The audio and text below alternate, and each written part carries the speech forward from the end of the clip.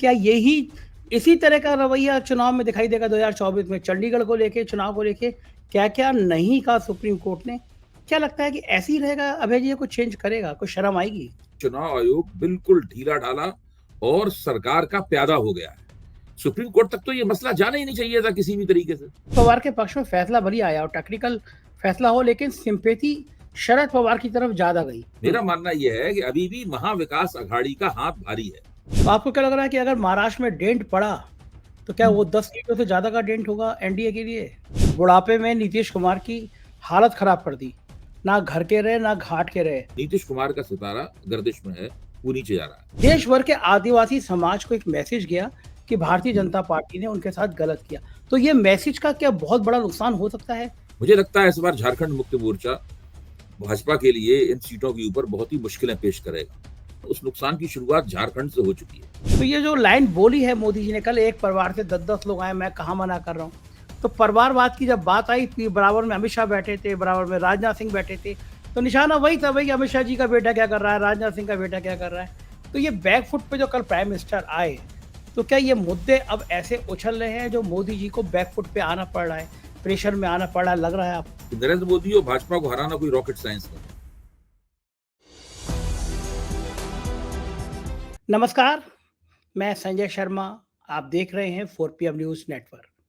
Hitler का किस्सा आपने पढ़ा होगा। उसने बाकायदा एक मिनिस्टर रखा था जो उसको केवल झूठी बातें फैलाना होता था। कहा भी जाता था कि वो झूठ बोलो, बार-बार बोलो, लगातार बोलो, तब तक बोलो जब तक लोगों को सच ना लगने लगे। हमारे साहिब भी आजकल ऐसा करने लगे हैं। साहिब कहते हैं अब की बार 350 पार, 400 पार। वो गोदी मीडिया के चैनल, गोदी मीडिया के एंकर उसको लेकर दिन भर वाई-वाई करते रहते हैं। एक पत्रकार हैं, सुधीर चौधरी जी नाम है उनका। उन्होंने कहा कि मोदी जी का विश्वास 370 पार। अब वो सुधीर चौधरी जी इतने बढ़िया आदमी हैं कि हेमंत सोरेन ने सरकार बचा ली और तो उनका दिल दर्द के मारे उबलने लगा। उन्होंने लिख दिया कि आदिवासी हैं और बहुत-बहुत खराब टिप्पणी कर दी हेमंत सोरेन को लेकर। जैसे कि अच्छे कपड़े पहनना, अच्छी गाड़ी में चलना, सुधीर चौधरी जैसे लोगों के ही बस की बात है। कोई आदिवासी उस तरह रह नहीं सकता। देश भर में प्रतिक्रिया हुई और मज़ेदार बात ये हुई कि आईआईटी बम्बई में इन साहब को बुलाया जा रहा था कि पत्रकारिता पे कुछ लेक्चर दे दें। उन्होंने मना कर दिया। वहाँ के लोगों ने, आदिवासी लड़कों ने और बाकी सारे स्टूडेंट्स ने विरोध किया कि ऐसे इंसान से हम क्या लेक्चर लेंगे। आईआईटियंस ने, सोचिए आप, आईआईटी ब्रेन होता है देश का। उन लोगों ने कहा कि सुधीर चौधरी जैसे लोगों से हम कुछ सीखेंगे। डूब नहीं मरे इससे जाके। ऐसे आदमी से क्या सीखना। तो कैंसिल हो गया और बाद में सुधीर चौधरी की और आज तक चैनल की पीआर टीम बड़ा रिक्वेस्ट करती थी ये बात बाहर ना आ जाए, लेकिन बाहर आ गई। ये बात मैं इसलिए कह रहा हूँ कि 350 400 के दावे दावे क्या प्रधानमंत्री जी पहली बार कर रहे हैं। बंगाल में भी आपको याद होगा कोरोना काल में जब लाशें टपक रही थी, गिरने मर नहीं रहे थे लोग, टपक रहे थे, मर मर के टपक रहे थे। लाशें जलाने की जगह नहीं थी। मैंने वो रिपोर्टिंग करी है। मैं 2 बार कोविड में इन्फेक्टेड हुआ। 45 दिन तक लगातार मैंने 1-1 हज़ार पैकेट रोज़ बाँटे लोगों के बीच में जाके, खाने के, पानी के। दिल दहल रहा था मेरा कि किस तरह लोग चले आ रहे थे, पैरों से खून रिस रहा था। लोगों के करीबी मर रहे थे। अमेरिका में रहने वाला बेटा कह रहा था कि लाख, 2 लाख, 5 लाख रुपए ले लीजिए, लेकिन मेरे माँ-बाप वहाँ पे मर गए हैं, उनको कोई अंतिम संस्कार करा दें। ऐसी दर्जनों घटनाएँ सामने आई थी। उस समय प्रधानमंत्री जी जाके बंगाल में कह रहे थे, दीदी, ओ दीदी। और कह रहे थे अब की बार बंगाल में सरकार पार। तेलंगाना में कह रहे थे अब की बार यहाँ पिछड़ा मुख्यमंत्री होगा। तो अब वो कह रहे हैं 350 पार। 2019 में पुलवामा हुआ, सर्जिकल स्ट्राइक हुई, उन्माद था देश में। तब तो साहब केवल 30-32 सीटें आगे ले पाए बहुमत में। जब कांग्रेस पस्त थी, विपक्ष कहीं था नहीं। और इस बार कम से कम कांग्रेस मजबूती से खड़ी है। राहुल गांधी की भारत जोड़ो, न्याय जोड़ो यात्रा ने चेतना विकसित करी है। हेमंत सोरेन जैसे नेता ने अपनी सरकार को बचा के साहब के नीचे से जमीन खिसका दी है। भले ही वो एनसीपी को लेके खेल कर रहे हैं, लेकिन सहानुभूति शरद पवार की तरफ जा रही है। ये सारी ऐसी टिपिकल चीजें हैं कि जो साहब को परेशान कर रही है। पार्लियामेंट में बोले शुरू हुए तो कांग्रेस के नौजवान सांसद गगोई ने एकदम साहब की बोलती बंद कर दी कि परिवारवाद की बात कर रहे हो, बराबर में अमित शाह बैठे हैं, उनके बराबर में राजनाथ सिंह बैठे हैं, फिर परिवारवाद की बात कर रहे हो। साहब की बॉडी लैंग्वेज देखने लायक थी। तो साहब गेम कौन सा खेलना चाहते हैं? साहब चाह क्या रहे हैं? नीतीश को साथ लाए तो नीतीश बेचारे की बुढ़ापे में बैंड बज गई। तो साहब का गेम प्लान क्या है। इन तमाम मुद्दों पर मैंने आज अभय दुबे जी से बात की है। आप सब जानते हैं अभय दुबे जी को, देश के जाने-माने पत्रकार हैं। तमाम बड़े टीवी चैनल में आप उनको देखते रहते हैं, उनको सुनते रहते हैं। तो हम चलेंगे आज अभय दुबे जी से कई राजनीति के कई बड़े पहलुओं पे बात करेंगे और जानेंगे कि विश्व गुरु की हकीकत क्या है। पूरा इंटरव्यू सुनिएगा और सुन के मुझे बताइएगा कि इंटरव्यू कैसे लगा। चैनल को जॉइन कीजिएगा, सब्सक्राइब करिएगा। चलते हैं सीधे अभय दुबे जी के पास। स्वागत है अभय जी आपका 4 पीएम न्यूज़ नेटवर्क में। चुनाव आयोग ने जी वही किया जिसकी सब अनुमान लगा रहे थे कि इसके अलावा वो कुछ कर ही नहीं सकता। अजीत पवार की कर दी एनसीपी। चुनाव आयोग का कोई मतलब रह गया है इस देश में कि या गांधी जी के 3 बंदर हैं कि ना सच देखेंगे, ना सच बोलेंगे, ना सच सुनेंगे, इस टाइप की बात हो गई है। इतनी मजाक मैंने कभी चुनाव आयोग की देखी नहीं। आज के हम्म, अजीत पवार के फैसले ने इस बात की पुष्टि कर दी कि साहेब के गुलाम रहेंगे। इसीलिए वो जो सुप्रीम कोर्ट ने कहा था उससे चेंज किया गया कि किसी तरह ऐसा ना हो कि निष्पक्ष चुनाव आयोग हो जाए। इस पूरे मामले पे आपका क्या कहना है कि क्या यही इसी तरह का रवैया चुनाव में दिखाई देगा 2024 में चंडीगढ़ को लेके, चुनाव को लेके क्या-क्या नहीं कहा सुप्रीम कोर्ट ने? क्या लगता है कि ऐसे ही रहेगा अभय जी या कुछ चेंज करेगा? कुछ शर्म आएगी? संजय जी, आपको याद होगा कि जब मतपत्रों से चुनाव होता था, मैं तो उस वक्त बड़ी धांधली भी हुआ करती थी बहुत जगहों पर। बूथ बूथों पर कैप्चरिंग हो जाती थी, काउंटिंग में धांधली होती थी और एक कोई घुस जाता था, वो अकेले पूरा बक्सा भर देता था मोहर ठोक ठोक के। तो टीएन शेषन जब चुनाव आयुक्त हुए तो उन्होंने अपने अपने बूते, केवल अपने बूते उन्होंने इस धांधली को बंद कर दिया। उन्होंने चुनाव आचार संहिता लागू की और चुनाव आयोग को उन्होंने नई नई क्षमताएं, नए हथियारों से लैस किया, उसकी प्रतिष्ठा बनाई। आज जो दुनिया में भारत के चुनाव आयोग की प्रतिष्ठा है, वो टीएन शेषन की वजह से है। टीएन शेषन का नाम सुनते ही उन लोगों की रीढ़ की हड्डी में ठंडी लहर दौड़ जाती थी, जो चुनाव में धांधली करना चाहते थे। लेकिन अभी पिछले, कम से कम मैं समझता हूं, पिछले 7-8-10 साल से भारत में चुनाव आयोग की स्थिति यह है जैसे कि वो टीएन शेषन की विरासत पूरी तरीके से भूल गए हो। और ये प्रक्रिया बढ़कर बढ़ते बढ़ते इस हद तक आ गई है कि चुनाव आयोग बिल्कुल ढीला ढाला और सरकार का प्यादा हो गया है और वो केवल विपक्ष के नेताओं को नोटिस देता है, उन्हीं की को रोकथाम करने की कोशिश करता है। भाजपा किसी विपक्ष के नेता के खिलाफ अगर कोई अर्जी देती है, चुनाव आयोग फौरन रुक के उसके ऊपर कार्रवाई करता है। विपक्ष के नेताओं को मिलने के लिए टाइम नहीं दिया जाता है और बहुत बुरी स्थिति है चुनाव आयोग की। चुनाव आयोग धीरे धीरे अपनी सारी प्रतिष्ठा खोता जा रहा है। अब आप चंडीगढ़ मेयर चुनाव घटना को लीजिए, उस पर सुप्रीम कोर्ट फैसला दे रहा है। हाई कोर्ट ने क्या किया हम देख ही चुके हैं, सुप्रीम कोर्ट ने तक उसके खिलाफ विपरीत टिप्पणी की है और दरअसल सुप्रीम कोर्ट तक ये मामला जाना ही क्यों चाहिए था? ये मामला तो चुनाव आयोग को ही निपटा देना चाहिए था। अगर भारत का चुनाव आयोग और चंडीगढ़ और पंजाब में बैठे हुए उसके जो प्रतिनिधि हैं, उसके नियुक्त किए हुए जो अफसरान हैं, वो अगर इस तरह की खुली चुनावी धांधली की रोकथाम नहीं कर सकते, ऐसे लोगों को दंडित नहीं कर सकते या एक निष्पक्ष चुनाव नहीं आयोजित कर सकते, तो उनके होने पर धिक्कार है। आप देखिए क्या स्थिति हुई वहां पे। ये जो पूरा का पूरा मामला है, वो एक इस तरह का मामला है, पूरी दुनिया में भारत के चुनाव आयोग की बदनामी हो रही है। सुप्रीम कोर्ट तक तो ये मसला जाना ही नहीं चाहिए था किसी भी तरीके से।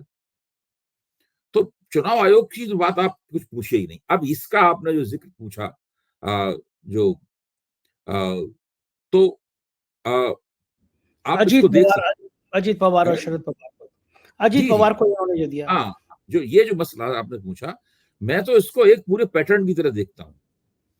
इससे पहले क्या हुआ था, जो अभी हुआ है, इससे पहले जो एकनाथ शिंदे की शिवसेना थी, जब शिवसेना में स्प्लिट हुआ, शिवसेना में भाजपा ने शिवसेना को तोड़ा, तो एकनाथ शिंदे की शिवसेना को चुनाव आयोग ने असली शिवसेना करार दिया। फिर चुनाव आयोग के उसी फैसले को पूरी तरीके से आधार बनाते हुए विधानसभा अध्यक्ष राहुल नार्वेकर ने एक बहुत लंबा फैसला दिया, जिसमें उन्होंने न केवल एकनाथ शिंदे की शिवसेना को असली शिवसेना करार दे दिया, बल्कि उद्धव ठाकरे के शिवसैनिकों को भी उनके अधीन कर दिया। अच्छा, अब ये जो चालाकीपूर्ण फैसला किया गया, 1.5 घंटे तक वो फैसला सुनाते रहे राहुल नार्वेकर, और उस फैसले में बार बार कहा कि चुनाव आयोग ने जो फैसला दिया है, मैं उससे बाहर नहीं आ सकता। अब जरा आप इस पैटर्न को पे गौर कीजिए, इस पूरी क्रोनोलॉजी के ऊपर गौर कीजिए। अब चुनाव आयोग ने ठीक वैसा ही फैसला राष्ट्रवादी कांग्रेस के टूटे हुए गुट अजित पवार के लिए भी दे दिया है। अब आप पूरी तरह आश्वस्त रहिए, मैं आपको गारंटी से कह सकता हूं कि अब राहुल नार्वेकर जो फैसला देंगे विधानसभा अध्यक्ष के रूप में, वो तकरीबन वैसा ही होगा जैसा उन्होंने शिवसेना के बारे में दिया है। तो ये पूरा का पूरा पैटर्न है। इस पूरे पैटर्न को देखना चाहिए। चुनाव आयोग, भारतीय जनता पार्टी का राजनीतिक हित, विधानसभा अध्यक्ष का फैसला, और इस तरीके से महाराष्ट्र की जो राजनीतिक स्थिति है उसको मोदी जी प्रबंधित कर रहे हैं। लेकिन एक बात है, मेरी अभी आज महाराष्ट्र के कई लोगों से बात हुई, एक दो सीनियर जर्नलिस्ट मिले भी मुझे, मैं दिल्ली में था तो उनसे मुलाकात हुई। उनको कहना है कि ये अजीत पवार के पक्ष में फैसला भले आया और टेक्निकल फैसला हो, लेकिन सिंपैथी शरद पवार की तरफ ज़्यादा गई। वहाँ पे महाराष्ट्र में शिंदे के मुकाबले उद्धव ठाकरे के पक्ष में ज़्यादा सिंपैथी है। लोग उनको नहीं, ये राज दूसरा ठाकरे। विषय है। संजय जी, हाँ। आप बिल्कुल ठीक कह रहे हैं, मैं आपकी बात से सहमत हूँ। हुँ, लेकिन आपने पहले जो सवाल पूछा था उससे ये भिन्न सवाल है कि हुँ, इन फैसलों के बावजूद भी क्या राजनीतिक परिस्थिति में कोई परिवर्तन होगा? हुँ। मेरा मानना यह है कि अभी भी महाविकास अघाड़ी का हाथ भारी है, और जो महायुति है भारतीय जनता पार्टी के नेतृत्व वाली, जिसमें ये दो टूटी हुई पार्टियां जुड़ी हुई हैं भारतीय जनता पार्टी के साथ में, इसकी इतनी स्थिति, राजनीतिक स्थिति इतनी मजबूत नहीं हो पाई है कि महागठबंधन को चुनाव में परास्त कर सके। महागठबंधन अभी भी इन लोगों से आगे है, और महाराष्ट्र में जो टक्कर होगी उसमें आप निश्चित समझिए कि भारतीय जनता पार्टी को चुनावी नुकसान होने जा रहा है। ये सबसे ज़्यादा सीटें देता है उत्तर प्रदेश के बाद महाराष्ट्र। 48। है। तो आपको क्या लग रहा है कि अगर महाराष्ट्र में डेंट पड़ा, तो क्या वो 10 सीटों से ज़्यादा का डेंट होगा एनडीए के लिए? डेंट काफी हो सकता है, क्योंकि क्योंकि अभी तक भारतीय जनता पार्टी को ये भरोसा नहीं हो पाया है कि वो अपने जनाधार के वोट एक नाथ शिंदे को ट्रांसफर कर पाएंगी, या एक नाथ शिंदे अपने जनाधार के वोट भारतीय जनता पार्टी को ट्रांसफर कर पाएंगे।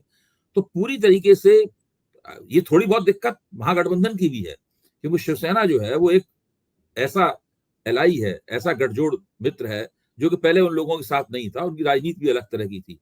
तो ये चुनौती इन लोगों के सामने भी है। लेकिन यहाँ पर जो शरद पवार की एनसीपी है और कांग्रेस, उसके बीच में वोटों के ट्रांसफर को लेकर कोई समस्या नहीं है, लेकिन जो महायुति है उसमें वोटों के ट्रांसफर को लेकर बहुत जबरदस्त समस्या है। ये भी एक बहुत बड़ा कारण है कि भारतीय जनता पार्टी आश्वस्त नहीं हो पा रही है कि किसके अगले चुनाव में क्या होगा। ठीक जिस तरीके से बिहार में वो आश्वस्त नहीं हो पा रही है। बिहार में उन्होंने इतना बड़ा फेरबदल करवा के नीतीश कुमार को पलटवाया, पाला बदलवाया उनका। लेकिन अब देखिए, अभी जो सी वोटर और एबीपी का सर्वे हुआ था, उस सर्वे में हर सवाल के जवाब में जो नतीजा यही आ रहा था कि नीतीश कुमार के साथ हमदर्दी नहीं है, और सारी हमदर्दी तेजस्वी यादव के साथ है। तेजस्वी यादव लगातार एक बड़े और मजबूत नेता के तौर पर उभर रहे हैं। वो भारतीय जनता पार्टी को अकेले टक्कर देने में सक्षम है, और नीतीश कुमार की जो छवि है वो छवि काफी खंडित हुई है। उनकी ब्रांड इक्विटी सबसे ज्यादा कमजोर हुई है इस पूरी प्रक्रिया में। तो बिहार में भी अभी बिल्कुल स्पष्ट नहीं है, भाजपा को नहीं पता है कि नीतीश कुमार के साथ उनका जनाधार कितना है। पिछली बार 16% लोगों ने नीतीश कुमार को वोट दिया था, अब तो माना जा रहा है कि 7-8% ज्यादा लोग नीतीश कुमार को वोट नहीं मिलेगा। इसका सीधा मतलब है कि नीतीश कुमार के हिस्से में जितनी भी विधानसभा सीटें जाएंगी, उनके जीते जाने की कोई गारंटी नहीं है। यहाँ तक भाजपा अपने जनाधार को मजबूर नहीं कर पाएगी कि वो नीतीश कुमार के उम्मीदवारों को वोट दें। और उधर वो लोग तो बहुत ही नाराज हैं, उपेंद्र कुशवाहा है या चिराग पासवान है या जितिन राम मांझी है, वो तो इन लोगों से नीतीश कुमार से बहुत ही नाराज है, पहले भी नाराज थे। तो भाजपा आला कमान को छोड़ के कोई भी बिहार में नीतीश कुमार का जो पाला बदलवाया गया है इस बात से खुश नहीं। कुछ भाजपा के नेता और भाजपा का जनाधार भी उससे प्रसन्न नहीं है।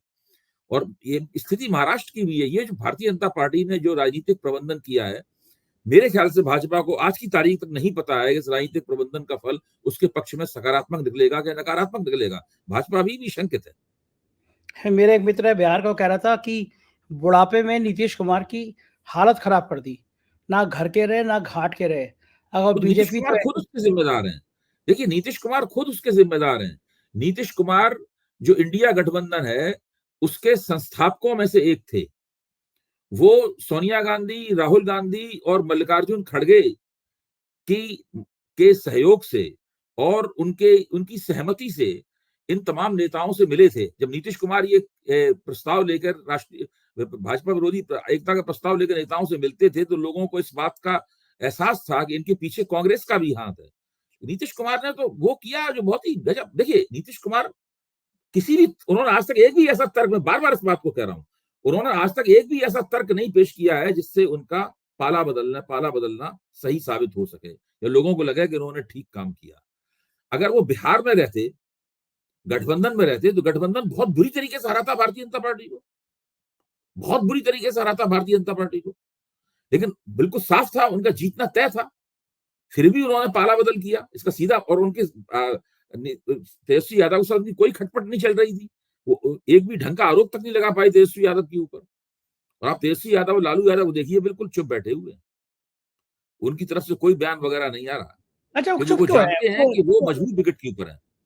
वो क्यों नहीं कमेंट क्यों नहीं कर रहे, कुछ जवाब नहीं दे रहे तेजस्वी, ऐसा क्यों नहीं, है? वो जानते हैं कि वो मजबूत विकेट के ऊपर हैं, उनको ये सब कहने की कोई जरूरत नहीं है। देखिए, उनका सितारा चढ़ रहा है और नीतीश कुमार का सितारा गर्दिश में है, वो नीचे जा रहा है।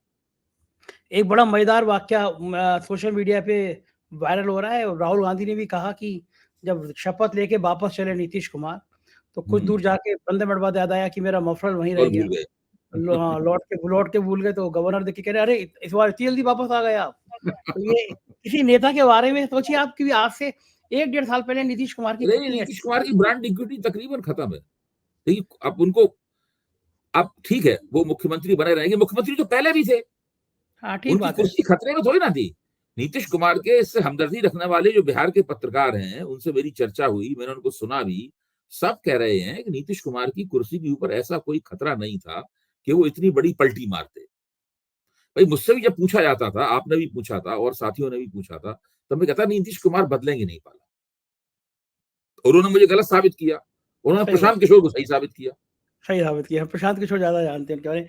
अच्छा, एक बात बताइए अभय जी, कुछ हम्म, सितारे गड़बड़ नहीं चल रहे हैं? झारखंड में हाथ डाला, सरकार बच गई, और हेमंत सोरेन ने जो भाषण दिया, वो ऐतिहासिक भाषण, पूरे देश में महाराष्ट्र से लेकर और साउथ तक हर जगह के आदिवासी के दिल में पीड़ा हुई कि भारतीय जनता पार्टी ने अपमानित किया। एक तो राष्ट्रपति आदिवासी होने के बावजूद उनको पार्लियामेंट के उद्घाटन में नहीं बुलाया, राम मंदिर के उद्घाटन में नहीं बुलाया, मतलब एक रबर स्टैम्प बना दिया आपने। एक आदिवासी को सीट दे दी, राष्ट्रपति बना दिया, रबर स्टैम्प बना दिया, कहीं जाएंगी नहीं, कहीं छुएंगे नहीं, कहीं पूजा नहीं करेंगी। और दूसरा, आपने एक आदिवासी मुख्यमंत्री के संग ईडी वीडी सारे षड्यंत्र किए, गवर्नर हाउस में उसके अरेस्टिंग के लेके मुद्दा बनाया गया, भयंकर हजारों लाखों लोगों ने रैली करी और सरकार बच गई। तो आपको लग रहा है कि कुछ सितारे इस समय बीजेपी के गर्दिश में चल रहे हैं, जहां हाथ डाल रहे हैं, देखिए, नीतीश का हर हाथ डाला जगह वहां? इनका इनका मानना यह है कि हर जगह हम स्ट्रेटेजिक मैनेजमेंट कर सकते हैं, हम रणनीतिक प्रबंधन कर सकते हैं और उसके जरिए राजनीतिक परिस्थितियों को अपनी ओर झुका सकते हैं। कई जगहों पर इस काम में ये कामयाब भी हुए हैं। लेकिन न तो महाराष्ट्र में दो दो पार्टियां स्प्लिट की, अभी तक इन्हें कामयाबी मिली है, न बिहार में या नीतीश कुमार से इतनी बड़ी पलटी मरवाई गई, वहां अभी इतनी कामयाबी मिली है। अब आप आ जाइए झारखंड में। झारखंड में जो इन्होंने किया है, उससे तो जो आदिवासियों के वोट मिलने की इनको बहुत वो थी। देखिए, बीजेपी के पास आदिवासियों के बारे में एक बहुत बड़ी योजना है और वो आदिवासियों को अपने साथ स्थायी रूप से जोड़ने के लिए एक राष्ट्रीय स्तर पर एक योजना पर काम कर रही है। कभी समय आएगा तो मैं उस योजना के बारे में चर्चा करूंगा। ये पिछला जो चुनाव था, तीन तीन राज्यों वाला, उसमें छत्तीसगढ़ में भारतीय जनता पार्टी को आदिवासियों का वोट कांग्रेस से ज्यादा मिला है, लेकिन राजस्थान में और मध्य प्रदेश में ज्यादा नहीं मिला है। हालांकि आदिवासी सीटें भाजपा ने जीती हैं, वो उसकी वजह दूसरी है। उसकी वजह यह है कि गैर आदिवासी भाजपा के आदिवासी वोटों से जुड़ गए और उन्होंने उनको बहुमत दिला दिया, वो एक अलग बात है। लेकिन अभी भी कांग्रेस आदिवासियों के बीच में नंबर 1 पार्टी, इस पट्टी खासतौर से इस बेल्ट पे। और उन्होंने जो जिस तरह झारखंड में उन्होंने ऑपरेशन लोटस 2 चरणों में चलाया। पहला चरण ये था कि राज्यपाल जो है वो शपथ ही नहीं दिलवाएंगे और वहां पे या तो भाजपा सरकार बने, और भाजपा सरकार ना बने तो राष्ट्रपति शासन लग जाए। और 11 महीने सरकार चलेगी। 11 महीने में जिन पूंजीपतियों के पैसे के जरिए और उसकी अगुवाई में सब ऑपरेशन लोटस चल रहा था, उनकी बल्ले बल्ले होती, क्योंकि झारखंड अपने खनिज संपदा के लिए और धातु और संपदा के लिए बहुत मशहूर है, बहुत जाना जाता है। तो 11 महीने बहुत होते हैं वहां पर। अगर केंद्र सरकार के हाथ में प्रशासन चला जाए या भाजपा के हाथ में प्रशासन चला जाए तो उनके वारी न्यारी करने के लिए। तो मैं ये मानता हूं कि जिस तरीके से हेमंत सोरेन ने भाजपा की गोटी लाल नहीं होने दी और जिस तरह से अपने आप को जिस तरह अपना बचाव किया उन्होंने और अपनी आदिवासी पहचान को उन्होंने रखा और चंपई सोरेन ने सामने रखा। भाई चंपई सोरेन और हेमंत सोरेन के चेहरे आप देखिए, वो चेहरे देखते ही लग जाता है कि ये आदिवासियों के नुमाइंदे हैं। जिस तरह से वो बोल रहे हैं उसमें भी वो अपनी आदिवासी पहचान को बार बार सामने रख रहे हैं, अपनी कमजोरियों को भी बता रहे हैं, भाई हमारे अंदर ये कमजोरियां हैं। तो मुझे तो लगता है कि जो झारखंड में 14 सीटें हैं, भाजपा ने पिछली बार 11 सीटें जीती थी, इस बार कम से कम 5 या 6 सीटें ऐसी हैं जो कि पूरी तरह से ट्राइबल वोटों पर आधारित है। ट्राइबल वोट ही वहां पर निर्णय लेते हैं। मुझे लगता है इस बार झारखंड मुक्ति मोर्चा भाजपा के लिए इन सीटों के ऊपर बहुत ही मुश्किलें पेश करेगा। इतना ज़्यादा क्रांति भी हुई है। एक जाने-माने एंकर हैं सुधीर चौधरी साहब, उन्होंने एक कमेंट कर दिया आदिवासी को लेकर और फिर क्या कि देश भर में रिएक्शन हुआ। आईआईटी बॉम्बे ने बुलाया तो उनको मना कर दिया कि हम आपको बुलाएँगे नहीं, वहाँ के छात्रों ने विरोध कर दिया। और राहुल गांधी ने भी कहा कि आदिवासी, प्रियंका ने, अखिलेश सबने, मतलब देश भर के आदिवासी समाज को एक मैसेज गया कि भारतीय जनता पार्टी ने उनके साथ गलत किया। तो ये मैसेज का क्या बहुत बड़ा नुकसान हो सकता है पार्लियामेंट के चुनाव में? देखिए 24 नुकसान तो होगा, निश्चित रूप से नुकसान होगा और उस नुकसान की शुरुआत झारखंड से हो चुकी है।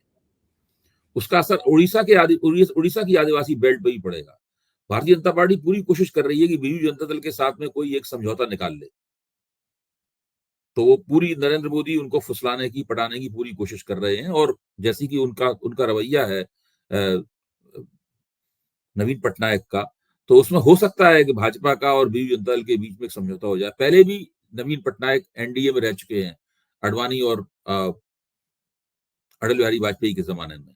तो उस तरह का समझौता निकाल के भारतीय जनता पार्टी उड़ीसा में अपनी समस्याओं को हल करना चाहती है। लेकिन अगर ऐसा वो करेगी तो फिर कांग्रेस से जम के इन लोगों की टक्कर होगी और जो आदिवासी बेल्ट है, उस आदिवासी बेल्ट के अंदर बीजू जनता दल को भी नुकसान होगा और भारतीय जनता पार्टी को भी नुकसान होगा। कुछ चीज़ें ऐसी हो जा रही हैं जिसकी मैं कह रहा हूँ कि बार-बार की दिन गड़बड़ा रहे हैं। जैसे प्राइम मिनिस्टर बोल रहे थे और कल को उनके भाषण की गोदी मीडिया बड़ी दिन-रात तारीफ़ कर रहा था। बोलते-बोलते वो परिवारवाद की बात शुरू हुई। गोगोई साहब उठे और एक गौरव गोगोई ने एक झटके से सब हवा निकाल दी कि वंशवाद की बात कर रहे हैं और नाम गिना दिए कि कौन-कौन सी पार्टियाँ, किन-किन के परिवार के लोग, और प्राइम मिनिस्टर की, मोदी जी की एकदम भाव-भंगिमा बदल गई। एकदम बोल पड़े वो, मैं कहाँ मना कर रहा हूँ एक परिवार से 10-10 लोग आएँ। तो ये जो लाइन बोली है मोदी जी ने कल, एक परिवार से 10-10 लोग आए, मैं कहाँ मना कर रहा हूँ। तो परिवारवाद की जब बात आई, बराबर में अमित शाह बैठे थे, बराबर में राजनाथ सिंह बैठे थे, तो निशाना वही था भई, अमित शाह जी का बेटा क्या कर रहा है, राजनाथ सिंह का बेटा क्या कर रहा है। तो ये बैक फुट पे जो कल प्राइम मिनिस्टर आए, तो क्या ये मुद्दे अब ऐसे उछल रहे हैं जो मोदी जी को बैक फुट पे आना पड़ रहा है, प्रेशर में आना पड़ रहा है, लग रहा है आपको? देखिए लगातार मीडिया पे जब भी नरेंद्र मोदी परिवारवाद की बात करते थे तो लगातार मीडिया पे हमेशा बताया जाता था कि भारतीय जनता पार्टी में कहाँ-कहाँ परिवारवाद चल रहा है, क्योंकि उसकी लिस्ट बहुत लंबी है और वो उसकी सब लोग उस बात को जानते हैं। अब मोदी जी की अदा ये है, वो ये मानते हैं कि हम जो कह रहे हैं वो सही है और ये भी वो मानते हैं, उनके मन में ये है कि हम जो कहते हैं जनता उस पर ज्यादा यकीन करती है, दूसरे जो कहते हैं उस पर यकीन नहीं करती। तो भारतीय जनता पार्टी के खिलाफ जो क्षेत्रीय शक्तियां खड़ी हैं वहां पे वो परिवारवाद का अटैक करते हैं और खास तौर से कांग्रेस के ऊपर करते हैं कि वो पार्टी ही वो उनकी है। केवल उनका यही तो कहना है कि भाई राजनाथ सिंह के परिवार की कोई पार्टी नहीं है, या अमित शाह के परिवार की कोई पार्टी नहीं है, यही तो उन्होंने कहा। वो कहते हैं कांग्रेस जो है वो गांधी परिवार की पार्टी है, या जो डीएमके है वो करुणानिधि परिवार की पार्टी है, या समाजवादी पार्टी जो है वो मुलायम सिंह की पार्टी है। देखिए मैं ये मानता हूं कि आम जनता इन आधारों के ऊपर वोट देने का निर्णय नहीं करती। आम जनता अगर किसी पार्टी को वोट न देने का फैसला करती है तो इस आधार पर नहीं करती कि उसके परिवार के लोग उस पार्टी के ऊपर काबिज हैं या उनके परिवार के लोगों को आम जनता को इन चीजों से कोई मतलब नहीं। ये जो पूरा परिवारवाद, ये केवल विपक्ष को भ्रष्ट कहना, भाई भतीजावादी कहना, परिवारवादी कहना, इसके जरिए अपनी छवि को जो है ना वो और उभार के लोगों के सामने रखने की कोशिश करना, ये उनका बहुत पुराना हथकंडा है।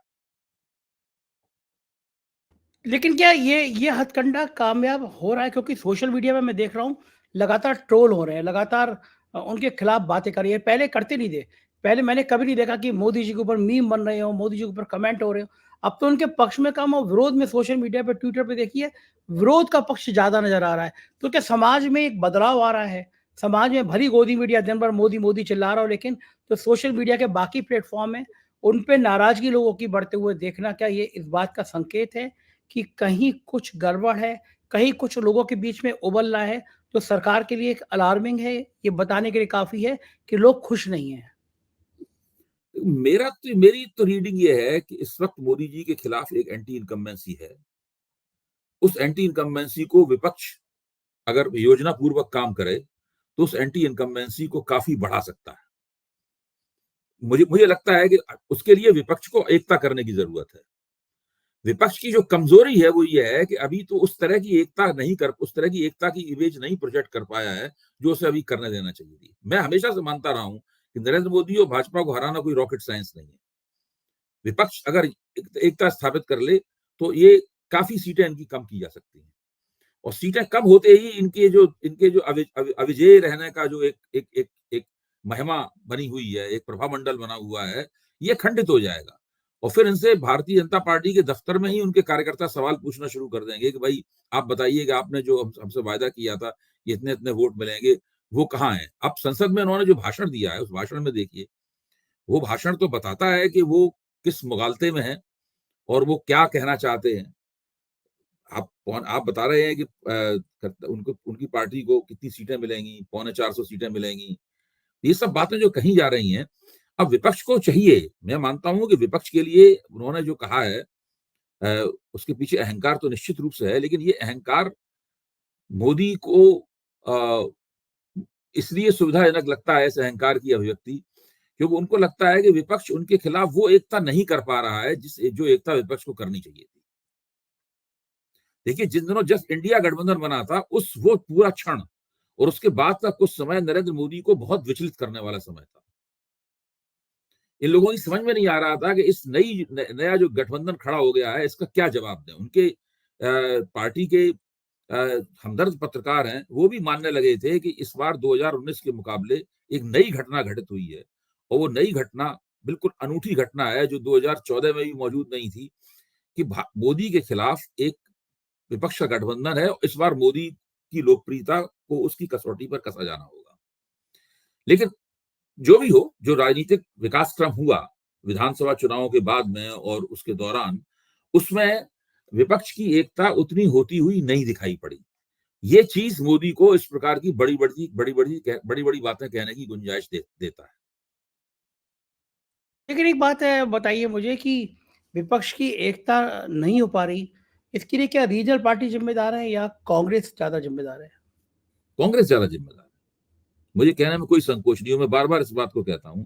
गेंद पूरी तरह कांग्रेस के पाले में थी। कांग्रेस सबसे बड़ी पार्टी है, उसके नेतृत्व में ही विपक्ष की एकता हो सकती थी, और उसी को देखते हुए कांग्रेस ने पूरी इंडिया गठबंधन का जो संयोजक था अपने हाथ में रखा, लेकिन उस काम को किया नहीं ठीक से कांग्रेस ने। कांग्रेस को जो पता था कि उसे क्या काम करना है, फिर भी उसने उस काम को नहीं किया। ये एक ऐसी बात है जो थोड़ा ताज्जुब में डालती है। भाई, अगर कांग्रेस ठीक से काम करती, उसका लाभ तो कांग्रेस को ही होता। बिल्कुल ठीक कह रहे हैं। टीवी पे आज खबरें चलने लगी कि जयंत चौधरी भी एनडीए में जा रहे हैं। जयंत चौधरी को 3 सीटें देने की बात कर दी गई है। मुझे लगता है कि अभी कहीं कोई और पुष्ट तो है नहीं खबर। 3 सीटें अखिलेश जी ने उनको 7 वो सीटें दी हैं। हाँ, समाजवादी पार्टी ने 7 सीटें दी हैं। 7 सीटें और दी हैं, तो वो अब भाजपा की 3 सीटें लेके क्या करेंगे वो? क्या करेंगे? और दूसरा ये तो मुझे बिल्कुल मजे की हवाई बात। बातें हैं। अगर हाँ, 3 सीटों के दम पे वो पाला क्यों बदलेंगे? हम्म, भाई, अगर कोई डील हो, मैं मानता हूं राजनीति में डील चलती है। अगर डील अच्छी हो जाए तो नेता पाला बदल लेता है, उसमें कोई बात नहीं है। लेकिन 3 सीटें, कहाँ 7 सीटें और कहाँ 3 सीटें? अखिलेश और वो मिलके और कांग्रेस मिलके जब पश्चिमी उत्तर प्रदेश में चुनाव लड़ेंगे, उनके पास 7 सीटें होंगी, उनकी बहुत अच्छी स्थिति होगी। 3 सीटों के लिए क्यों भाजपा में जाएंगे? तो बिल्कुल हवाई हवाई बात है। अच्छा, ये क्यों करता है? ये गोदी मीडिया इस तरह की बातें क्यों करता है? प्लांट क्यों करता है? वो तो मुझे लगता ही है कि ये सब कई बातों में लिटमस टेस्ट किया जाता है। जैसे कि अभी जो उत्तराखंड में जो समान नागरिक संहिता पेश की गई विधानसभा में, वो भी एक तरह का पायलट प्रोजेक्ट है, एक तरह का लिटमस टेस्ट है। बहुत मुश्किल चेक काम। करते हाँ, हैं। हाँ, चेक कर चेक रहे हैं कि भाई इसको करना कैसे, किस किस तरह का विरोध होता है। मुसलमान विरोध करेंगे वो तो तय है, लेकिन और कहां से विरोध आता है? जब वहां होगा, हिंदुओं में कहां से विरोध आता है? दक्षिण भारत से विरोध किस तरह आएगा? क्योंकि दक्षिण भारत में हिंदू समाज की संरचना अलग तरह की है, वो लोगों की विवाह तरीके भी अलग तरीके के हैं, परंपराएं अलग तरीके की हैं। इस तरह हमारे यहाँ शादियां होती हैं बहुत धूमधाम से और पैसे खर्च करके 3-3 दिन चलती हैं, वहां इस तरह से नहीं होता है मलयाली समाज में और दूसरे समाजों में। ठीक बात। तो हाँ, और फिर आदिवासियों को, उत्तराखंड के आदिवासियों को एग्जम्प्ट रखा है, उससे बाहर रखा कि नहीं रखा अभी पता चलेगा। कहा तो था केंद्र सरकार ने कि उससे बाहर रखो। अब उधर देखिए असम में जो बहुविवाह है, पॉलीगैमी, उसके ऊपर रोक लगाने के लिए कानून लाया जा रहा है विधानसभा में। अब यहाँ इन्होंने जो समान नागरिक संहिता बनाई है, इसके अंदर भी केंद्र सरकार ने कहा था कि पॉलीगैमी को बैन करो, आप बहुविवाह को प्रतिबंधित करो। वो किया है कि नहीं किया है, क्या है, क्योंकि बहुत बहुविवाह को प्रतिबंधित करने वो देखिए ये एक बहुत मुश्किल मामला है। इसके साथ में संपत्ति के अधिकार भी जुड़े हुए हैं। ये केवल विवाह का प्रश्न नहीं है, इसके साथ संपत्ति के अधिकार भी जुड़े हुए हैं। इसके साथ में जो अनडिवाइडेड हिंदू फैमिली का जो कंसेप्ट है वो भी इसके साथ जुड़ा हुआ है। तो ये भारतीय जनता पार्टी के लिए इसको लागू करना सबसे ज्यादा टेढ़ी खीर होगा। अबे जी, परंपराएं भी इतनी अलग अलग हैं। दक्षिण के कई स्थान ऐसे हैं जहाँ पे शादी के लिए सबसे उपयुक्त जोड़ा मामा और सगी भांजी माना जाता है। जी पंजाब में कई जगह ऐसी है जहाँ पे रियल कजिन्स में, हिंदू में पंजाबियों में शादी हो जाती है। हिमाचल में मैं कहीं पढ़ रहा था तो वहाँ पे अभी भी है कि 5 भाइयों के बीच में एक पत्नी हो जाती है। तो आप ये सारे विवाह पद्धति जो हैं, अलग-अलग जगह की अलग-अलग पद्धति, उन सबको एक करना। और अभी तो मैं ये भी देख रहा था, ये कह रहे हैं कि देश का पहला राज्य बन गया उत्तराखंड। जहाँ तक मेरी जानकारी है, गोवा में तो पहले से भी लागू है। तो ये क्या? देखिए ये सब बातें बहुत, वैसे तो मैं मानता हूं कि मनुष्य मात्र को शेखी बघारने की बड़ी इच्छा होती है। हर व्यक्ति शेखी बघारना चाहता है थोड़ी बहुत हम लोग भी आत्म प्रशंसा करते हैं। लेकिन इस मामले में भारतीय जनता पार्टी और उसके नेतागण जो हैं वो सारी हदों को पार कर चुके हैं। अपने मुंह मियां मिट्ठू बनना और अपनी पीठ खुद थपथपाना कि हम ये विश्व, अब नरेंद्र मोदी को बहुत से लोग विश्व के सबसे लोकप्रिय नेता कहते हैं। आप बताइए ये कितनी हास्यास्पद बात है। जिस व्यक्ति को उत्तर भारत में, पंजाब में भी कोई, पंजाब में इसकी कोई बात नहीं सुनता, इस व्यक्ति की दक्षिण भारत में कोई बात नहीं सुनता, वो विश्व का सबसे लोकप्रिय व्यक्ति है। आप इससे अंदाजा लगाइए। बिल्कुल ठीक बात है, बिल्कुल ठीक बात है। बहुत-बहुत शुक्रिया जी अभय जी, आपसे बात करके बहुत सारी राजनीति की बातें खुल जाती हैं, मज़ा भी आ जाता है। थैंक यू अभय जी। तो ये थे अभय दुबे जी और पूरे विस्तार से बता रहे थे कि साहब का गेम प्लान है क्या और साहब वास्तव में फँसे हुए हैं। तो ये 300, 350, 400 इन बातों में मत जाइए। समाज की नब्ज को भी देखिए, समाज चाह क्या रहा है ये देखिए। सोशल मीडिया बता रहा है कि साहब की बातों की खिल्लियाँ कैसे उड़ रही हैं। तो ज़ाहिर है इस बार आसान नहीं है। कांग्रेस और विपक्ष अगर मजबूती के साथ तालमेल कर गया, तो इस बार साहब की कुर्सी सत्ता से बहुत दूर भी खिसक सकती है। क्या होगा मैं बताता रहूँगा। आप देखते रहिए 4 पीएम चैनल। सब्सक्राइब करिएगा। हमारे राज्यों के चैनल हैं 4 पीएम यूपी, बिहार, गुजरात, महाराष्ट्र, राजस्थान, कर्नाटक, मध्य प्रदेश और 4 पीएम बॉलीवुड। उन्हें भी सब्सक्राइब करिएगा। शुक्रिया, थैंक यू।